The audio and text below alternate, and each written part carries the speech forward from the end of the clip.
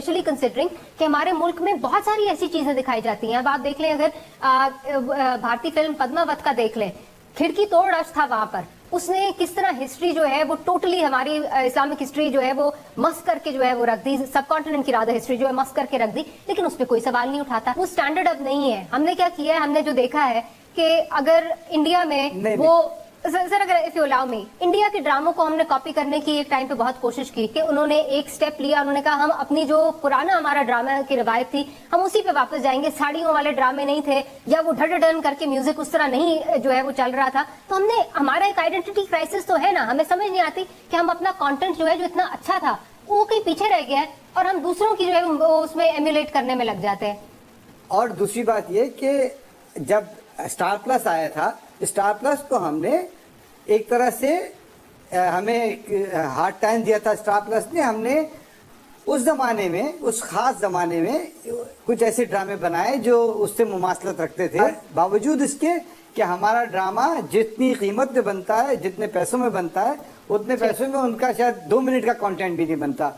Even Hindustan से आप इसका मवाजना करें तो हिंदुस्तान के भी बजट हमसे 10 गुना 20 गुना ज्यादा होते हैं। सर साहब ये बताइए, जो मैं आइडेंटिटी क्राइसिस की बात कर रही थी जिसमें हमने स्टार प्लस के ड्रामों की जो है वो बात की, हमारा भी जो है वो ड्रामों में उसी तरह जो है वो गेटअप होने शुरू हो गए, वही स्टोरी लाइंस, उसी तरह कैमरा एंगल्स हमने सारे कॉपी करना शुरू कर दिए। और फिर थोड़ा सा with all due respect to Saifi साहब, थोड़ा सा उनसे डिसएग्री ये करूंगी कि स्टार प्लस को मेरा ख्याल है हम शायद उस तरह नहीं हमने निकाला। स्टार प्लस पे जब वो बैन लग गया कि स्टार प्लस उस तरह एयर नहीं हो सकता था, तो we were left with no choice. क्या आप समझते हैं कि हमारे यहाँ पे आइडेंटिटी क्राइसिस बन जाता है, हम अपनी चीज को उस तरह वैल्यू नहीं करते और जो चीज अक्रॉस द बॉर्डर स्पेशली आती है वो हम समझते हैं कि बहुत ही कोई आला चीज है? एक्चुअली हिस्टोरिकली तो ये बात दुरुस्त है और मैं आपको इस तरह के म्यूजिकल एग्जाम्पल्स दे सकता हूँ। जुनून का एक एल्बम आया सयोनी, वो पाकिस्तान में रिलीज हुआ, पाकिस्तान में उसके वीडियो चले, स्पॉन्सर्ड, ये वो फला चलते रहे, तो album never really sold initially. फिर वही एल्बम इंडिया में रिलीज हुआ और जुनून को आपने देखा, वो वहां पर चैनल वी अवार्ड पे थे और वो स्टेज पे गा रहे थे और बिल्कुल फ्रंट रो पे जो थी उनकी कोई बहुत बड़ी बॉलीवुड के एक्टर्स और एक्ट्रेसेस जो थी वो लिपसिंग कर रहे थे उनके साथ, उनके गाने को एंजॉय कर रहे थे। और अगले दिन से वो एल्बम पाकिस्तान में जबरदस्त तरीके से बिकना शुरू हो गया। दूसरा केस सिनेरियो मैं आपको बता देता हूँ, बहुत इससे भी पीछे ले जाता हूँ आपको। माजी में हसन जहांगीर का एल्बम आया हवा हवा, पाकिस्तान में आया, ठीक है, सही चला, तो बॉलीवुड में जब वो फिल्म में चले उसके बाद तो वो गाने पाकिस्तान में वो एल्बम बिग रुका नहीं। फिर आपको तीसरा एग्जाम्पल दे देता हूँ, एक और साहब थे जो के थे पाकिस्तानी, बदकिस्मती से उन्होंने अपनी आइडेंटिटी तो बिल्कुल ही गवा दी, चुके वो पड़ोसी मुल्क चले गए। उनका एक एल्बम आया बरसात के नाम से, उसमें उनकी तस्वीर थी उनकी और उनके साथ उनकी एरिया की। वो एल्बम साउंड मास्टर ने पाकिस्तान में रिलीज किया, उसके गाने चलते रहे, उसमें हदीका कियानी की आवाज भी थी, डुएट्स थे, ये थे वो थे, वो गाने उन्होंने बड़े साउंड मास्टर ने रिलीज किया। मैं उनको बहुत अच्छे तरीके से सारे एल्बम्स को, लेबल्स को जानता हूँ। वो एल्बम नहीं बिका, फ्लॉप हो गया। उसके बाद वही गाने वहां पर जो हदीका की आवाज को लता से रिप्लेस किया गया और फिर वहां से एयर किया गया, पाकिस्तान में बिक के आग लग गई उस एल्बम को, वो मिले ना, वो इतनी पायरेट हुई कि जिसकी कोई हद नहीं। तो हमारे यहाँ ये एक बदकिस्मती से हमारे लोगों में वो है इसका। और लेटेस्ट एग्जाम्पल इसका मैं आपको स्प्रिंग्स का एल्बम दे सकता हूँ, दूर, वो पाकिस्तान में रिलीज हुआ, उसका वीडियो चला के BMN रिकॉर्ड में रिलीज किया था, वो बेचारे थक गए, एल्बम फ्लॉप, वापस उनके ऑर्डर्स आने शुरू हो गए क्योंकि माल वापस आ जाते हैं मार्केट से।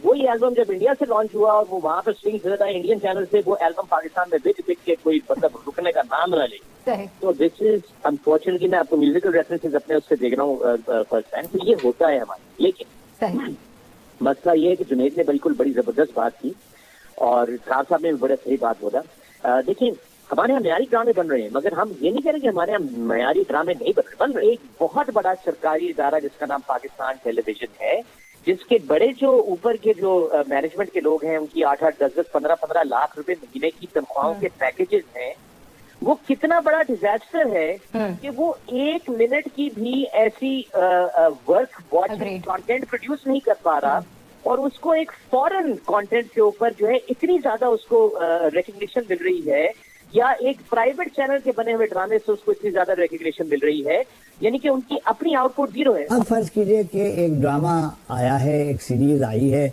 और सारी दुनिया में मसलन जब 10 कमांडमेंट्स या बेनहर या किंग ऑफ किंग्स और इस किस्म की चीजें और रामायण और महाभारत और मुख्तार और यूसुफ और तमाम चीजें, ईरान में और तुर्की में और हिंदुस्तान में और दूसरे मुल्कों में चल रही है, खुद हमारे यहाँ देखा जाता है। तो ये एक तरह का एक नाशाइस्ता बात है कि जरा सी बात को एक मुतनाज़ा बनाने की कोशिश है और उसको सतही किस्म की जज्बातियत और सतही किस्म के तासुबात का मुजाहरा नहीं करना चाहिए। सैफी साहब, आपकी तरफ आते हुए अच्छा, आप इश्तिहारात देखते हैं, एक जमाना था कि आपने पूरे इश्तिहारात, हिंदुस्तान के इश्तिहारात और वहाँ के लोगों को लेकर इश्तिहारात जब यहाँ चलवाए जा रहे थे उस वक्त आपने कोई बिल्कुल एब्सोल्युटली। तो इसमें साथ ये भी कंट्रोवर्सी आ रही है जी कि इसमें जो कपड़े दिखाए गए हैं वो एक हमारे बड़े ऑनरेबल हमारे आर्टिस्ट हैं, उनका ख्याल है जी ये लंडे के कपड़े हैं और ये कैसी सीरीज है लंडे के कपड़े हैं।